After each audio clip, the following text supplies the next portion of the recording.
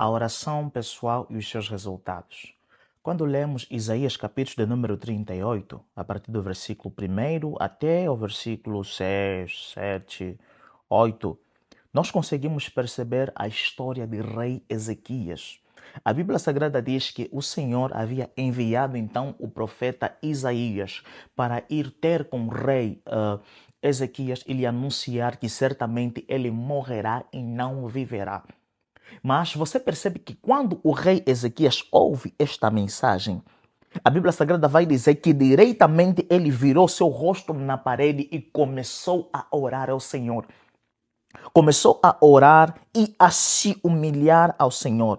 Começou a pedir, então disse: Senhor, eu andei diante de ti em verdade e com coração perfeito e fiz o que era reto aos seus olhos.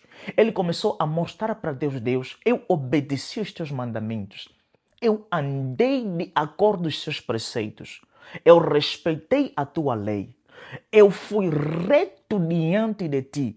Respeitei os teus mandamentos. A Bíblia Sagrada vai dizer, no instante em que o rei Ezequias começou a orar, era no mesmo instante em que a palavra do Senhor vai voltar de novo para o profeta Isaías para dizer então para ele ir anunciar a Ezequias que ele não morrerá, em que o Senhor ouviu a sua oração e viu as suas lágrimas e acrescentará 15 anos de vida para Ezequias.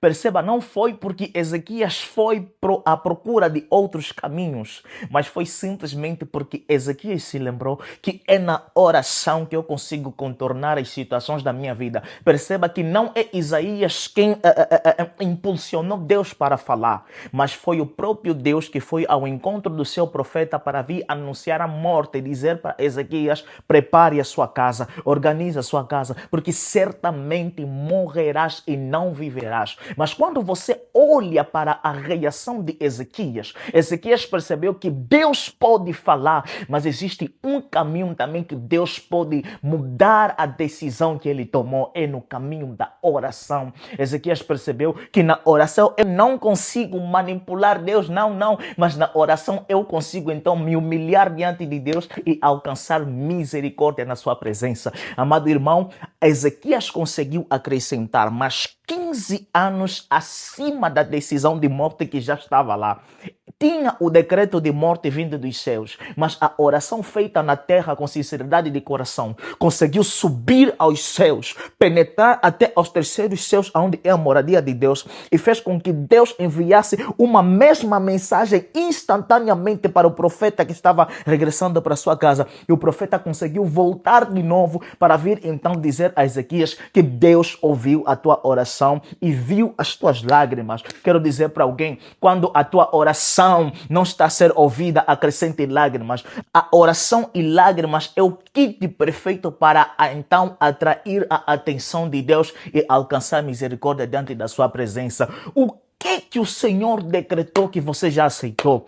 O que o Senhor decretou que você disse já está tudo feito? O que o Senhor decretou que você disse então está bem? O decreto de Deus pode ser mudado na sua própria presença. É quando você reconhece que Deus, eu ouvi o decreto, mas eu não o aceito, Senhor. Eu ouvi o decreto, mas eu ando reto na tua presença. Eu ouvi o decreto, mas eu busco a tua presença. Eu ouvi o decreto, mas eu sou puro de coração. Você pode lembrar Deus como você anda, como você vive, como você caminha. Você pode lembrar Deus e certamente Deus pode te fazer graça e acrescentar os anos de vida acima do decreto de morte. Aí estava o decreto de morte. Eu imagino sendo o profeta Isaías e dizer: oh Senhor, mas como é possível? Eu acabei de sair anunciar a morte, mas agora me mandas de novo para voltar e anunciar a vida. Com nosso Deus é possível. Com nosso Deus é possível. Deus é especialista em mudar decisões vindo do seu próprio trono. Deus é especialista